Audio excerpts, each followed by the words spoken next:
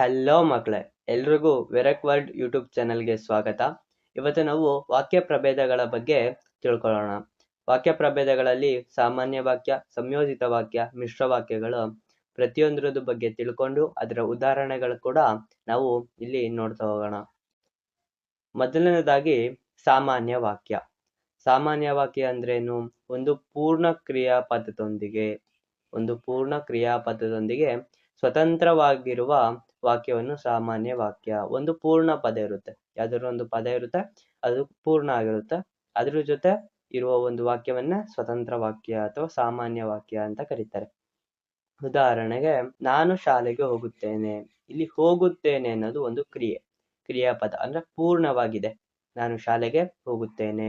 ಅವನು ಊಟ ಮಾಡುತ್ತಾನೆ. ಇಲ್ಲಿ ನೋಡಿ, ಮಾಡುತ್ತಾನೆ ಅನ್ನೋದು ಒಂದು ಪೂರ್ಣ ಕ್ರಿಯಾಪದ ಆಗಿದೆ. ಅವಳು ಹಾಡುತ್ತಾಳೆ. ಇದು ಒಂದು ಪೂರ್ಣ ಕ್ರಿಯಾಪದ, ಹಾಡುತ್ತಾಳೆ ಅನ್ನೋದು. ಮತ್ತೆ ಮಕ್ಕಳು ಆಟ ಆಡುತ್ತಾರೆ ಅನ್ನೋದೇನು? ಪೂರ್ಣ ಕ್ರಿಯಾಪದ ಆಗಿದೆ. ಅದಾದ್ಮೇಲೆ ರಾಮ ಪುಸ್ತಕ ಓದುತ್ತಾನೆ. ರಾಮನ ಪುಸ್ತಕ ಓದುತ್ತಾನೆ ಅನ್ನೋದು ಪೂರ್ಣ ಪದ. ಇಲ್ಲೇನಿದೆ, ಇವಿಷ್ಟು ಪೂರ್ಣ ಪದ ಆಗಿದೆ. ಸೊ ಪೂರ್ಣ ಪದ ಆಗಿರೋದ್ರಿಂದ ಸಾಮಾನ್ಯ ವಾಕ್ಯ ಅಂತ ಕರಿಬಹುದು. ನೆಕ್ಸ್ಟ್, ಸಂಯೋಜಿತ ವಾಕ್ಯ. ಸಂಯೋಜಿತ ವಾಕ್ಯ ಅಂದ್ರೇನು? ಸ್ವತಂತ್ರ ವಾಕ್ಯಗಳಾಗಿ ನಿಲ್ಲಬಲ್ಲ ಅನೇಕ ಉಪವಾಕ್ಯಗಳೊಡನೆ ಒಂದು ಪೂರ್ಣಾಭಿಪ್ರಾಯದ ವಾಕ್ಯವಾಗಿದ್ದರೆ ಅದು ಸಂಯೋಜಿತ ವಾಕ್ಯವೆನಿಸುವುದು. ಅಂದ್ರೆ ಸ್ವತಂತ್ರವಾಗಿ ಒಂದೆರಡು ವಾಕ್ಯಗಳು ನಿಲ್ತವೆ, ಅವುದ್ರೊಡೆ ಒಂದು ಪೂರ್ಣ ಅಭಿಪ್ರಾಯವನ್ನು ಹೊಂದಿರುತ್ತೆ. ಅದನ್ನ ನಾವು ಸಂಯೋಜಿತ ವಾಕ್ಯ ಅಂತ ಕರಿತೇವೆ. ಇವಾಗ ನೋಡ್ರಿ, ಅವನು ಓದುತ್ತಾನೆ ಮತ್ತು ಅವನು ಆಟ ಆಡುತ್ತಾನೆ. ಅಂದ್ರೆ ಅವನು ಓದ್ತಾನೂ ಇದ್ದಾನೆ, ಮತ್ತು ಅಂತ ಇರೋದು ಅದಕ್ಕೆ ಒಂದು ಪೂರ್ಣ ಅಭಿಪ್ರಾಯ ಅಂತ ಕೊಡ್ತಿದೆ. ಅವನು ಆಟನೂ ಆಡುತ್ತಾನೆ. ನೆಕ್ಸ್ಟ್, ಅವಳು ಹಾಡುತ್ತಾಳೆ ಮತ್ತು ಅವಳು ನೃತ್ಯ ಮಾಡುತ್ತಾಳೆ.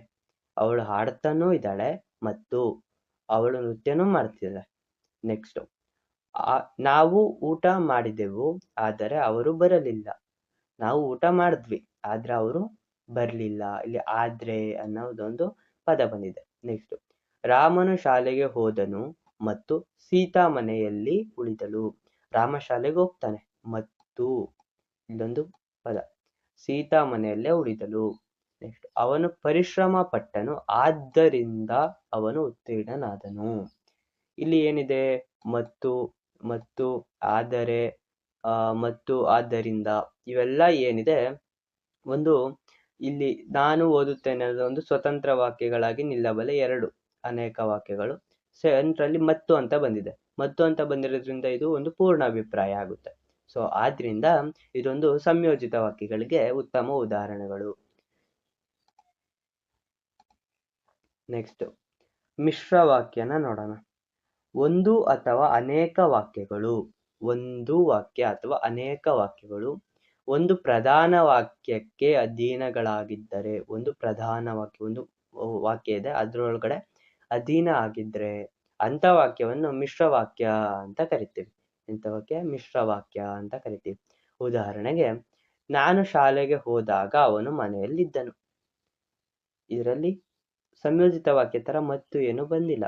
ನಾನು ಶಾಲೆಗೆ ಹೋದಾಗ, ನಾನು ಶಾಲೆಗೆ ಹೋಗ್ತೀನಿ ಆದ್ರೆ ಅವನು ಮನೇಲಿದ್ದ ಅವಾಗ, ಆ ರೀತಿ ಹೇಳೋದು.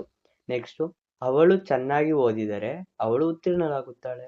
ಅವಳು ಚೆನ್ನಾಗಿ ಓದಿದ್ರೆ ಅವಳು ಉತ್ತೀರ್ಣ ಆಗ್ತಾಳೆ ಅಂತ ಮಿಶ್ರ ವಾಕ್ಯದಾಗ ಹೇಳ್ತಿರೋದು. ನೆಕ್ಸ್ಟ್, ಮಳೆ ಬಂದಾಗ ನಾವು ಮನೆಯಲ್ಲೇ ಇರುತ್ತೇವೆ. ಇಲ್ಲಿ ಮನೆಯಲ್ಲೇ ಅಂತ ಇದೆ, ಅದೊಂದು ಸ್ವಲ್ಪ ನೋಡಿ. ಮನೆಯಲ್ಲೇ ಇರುತ್ತೇವೆ. ನೆಕ್ಸ್ಟ್, ನೀನು ಪರಿಶ್ರಮ ಪಟ್ಟರೆ ನೀನು ಯಶಸ್ವಿಯಾಗುತ್ತೀಯ. ಅವನು ಬಂದಾಗ ನಾನು ಕೆಲಸ ಮಾಡುತ್ತಿದ್ದೆ. ಇದು ಎರಡ ವಾಕ್ಯಗಳನ್ನ ಒಂದು ಪ್ರಧಾನ ವಾಕ್ಯದಲ್ಲಿ ಅಧೀನ ಮಾಡ್ಕೊಂಡಿದ್ದಾರೆ. ಅದಕ್ಕೋಸ್ಕರ ಇವಿಷ್ಟು ಮಿಶ್ರ ವಾಕ್ಯಕ್ಕೆ ಉದಾಹರಣೆಗಳು.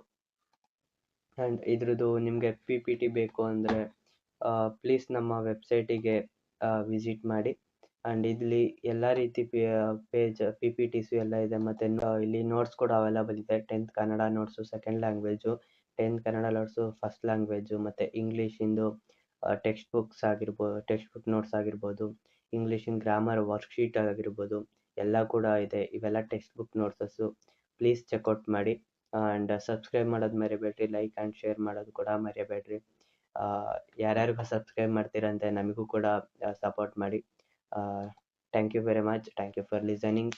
ಇನ್ನು ನಿಮಗೆ ಈ ರೀತಿ ಗ್ರಾಮರ್ ರಿಲೇಟೆಡ್ಡು ಮತ್ತು PDF ರಿಲೇಟೆಡ್ ನೋಟ್ಸ್ ರಿಲೇಟೆಡ್ ಬೇಕು ಅಂದರೆ ನಮ್ಮ ಯೂಟ್ಯೂಬ್ ಚಾನಲ್ನ ಸಬ್ಸ್ಕ್ರೈಬ್ ಮಾಡ್ಕೊಳ್ಳಿ. ಮತ್ತು ನಮ್ಮ ವೆಬ್ಸೈಟ್ ಕೂಡ ವಿಸಿಟ್ ಮಾಡಿ. ನಮ್ಮ ವೆಬ್ಸೈಟ್ ಕೂಡ ಆಗಾಗ ವಿಸಿಟ್ ಮಾಡ್ತೀರಿ. ನಿಮಗೆ ಹೊಸ ಹೊಸ PDFs ಕೂಡ ಈಸಿ ಮೆಥಡಲ್ಲಿ ಸಿಗ್ತಾ ಹೋಗುತ್ತೆ. ಧನ್ಯವಾದಗಳು.